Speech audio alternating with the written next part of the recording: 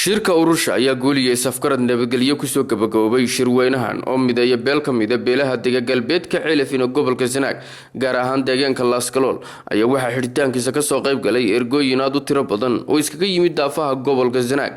waxaana ergooyinkaasi iskugu jira madax dhaqameed mas'uuliyiin maamulka degmada iyo waliba saraakiisha ciidamada qaranka ayaa waxa halkaasi qodobadii shirka ka akhriyay afayeenka shirka Faysal Aadan iyo waliba qaar ka mid ah madax dhaqameedka reerka ayaa hadallo ku aadan ergooyinka oo soo dhaweeyna goobtaasi ka soo jeediyay beelweynta Axmed Faarax waxay go'aansatay shirweynaha urushe in ay dhammaan beelaha deriska ah ee gobolka Sanaag nabadgelyo kula noolaato waxayna soo dhaweynaysaa nabadgelyada laga wado degmada Ceelafin ee Bahoyay Dareys lambar 2 beesha Axmed Faarax waxay isla garatay in xasuuqii ka dhacay degmada Ceelafin ee lagu laayay hablaha beesha Axmed Faarax in loo raaco go'aankii ay soo saareen guurtida culimaadudiinka ergadii ay xukuumadda Jamhuuriyadda Soomaaliland u soo xishay arintaas ee ahaa in cidii wax dishayna keento gacan ku dhiiglihii cidii laga dilayna ay sugto inta la keenayo gacan ku dhiiglaha beeshu beelweynta Axmed Faarax waxay ku midoobeen magtii guud iyaga oo muddo dheer aan lahayn midnimo mageed beelweynta Axmed Faarax waxay taageero buuxda u muujinaysaa madaxweynaha Jamhuuriyadda Soomaaliland ee la doortay xukuumaddiisa ciidanka qalabka sida ee difaaca qaranka beelweynta Axmed Faarax waxay xukuumadda Jamhuuriyadda Soomaaliland ugu baaqaysaa in ay ka hesho horumarkii iyo saamigii ay ku xaq ugu lahaayeen anoo ku hadlaya magaca beesha Axmed Faarax iyo magaca shirgudoonkaba inaan idin soo gaarsiiyo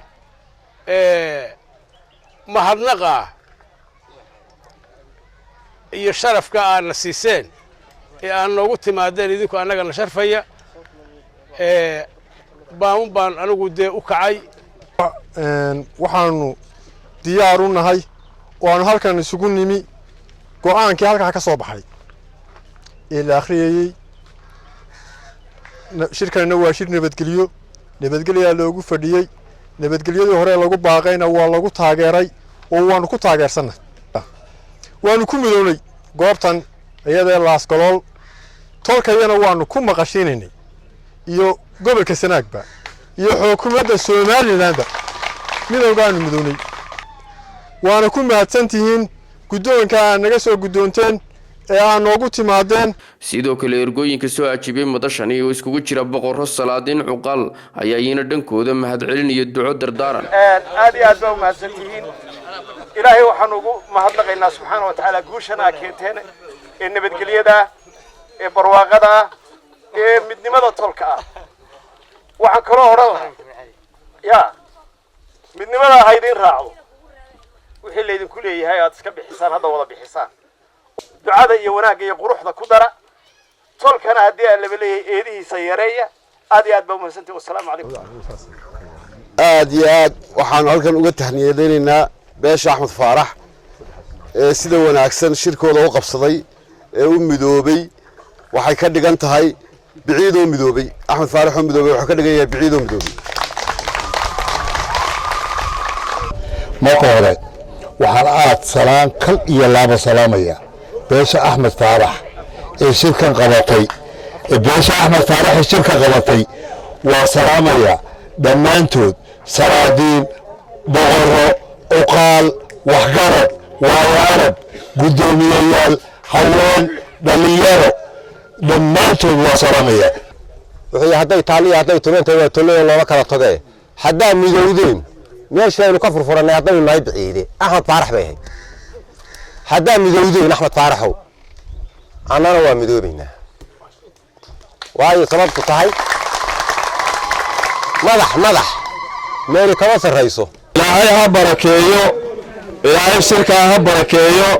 ilaahay ha hirgeliyo ilaahay kii midhadhala ee lagu intifaaco ee ay ummaddu u aydo ee Soomaaliland nabadgelyo u horseeda ilaahay ka dhigo shirka kan urushe dee waa sida loo yiri insha Allah kaas alla tisqaabayaa beel waliba saasay noqonaysaa kaana intaasaan ka gaadhaya ka kale waxaan leeyahay nabadgelyada gobolka Sanaag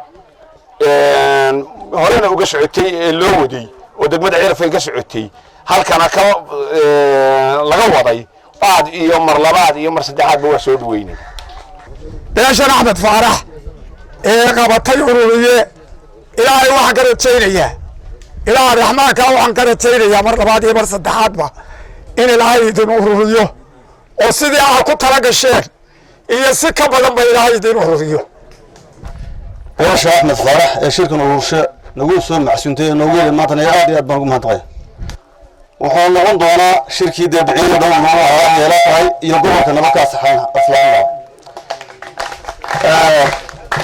inta waxa ku darayaa nabadgelyadii Cirif weyn daawada kulli reer waliba ka marabaan waxaan ku sumeynay waxa la suldaanka nabadiga kan shirkan wax noqon doona shirkii lagu meerin lahaa nabadgelyada ay noqon doonaa yeelata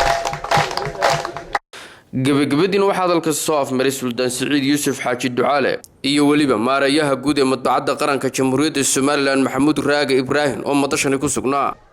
halkan waxaynu ku xaqiijinay oo isku raacnay oo beeshana ku shirtay oo lagu taageeray inaynu yagleelno nabad gobolka Sanaag waxa soo haray horumarinta oo aynu wax tabanayno waxa laynagu xiray oo hay'adaha internationalka oo dhan nagu xireen amni haddii amniga la xiro horumarkuna waa ku xigaya madaxweynaha qaranka Soomaaliland waxa kaliya uu taagan yahay waxa weeye inuu horumariyo deegaanka iyo hay'adaha waxaan kaloo idin sheegayaa wasiir Xasan Maxamed Cali waa wasiirka gobolka Sanaag waa la soo shiray waa isku ogeyn hawlo badan buu yeeshay sida ana ku matan halka ku taagan waxa kaloo idin soo hambalyeynay sidoo kale wasiirka arrimaha gudaha Maxamed Kaahin Axmed oo shirka day to day la socday inuu wanaag soo wada ogaa dawladdu way la socotaa shirka wada hambalyeynaysa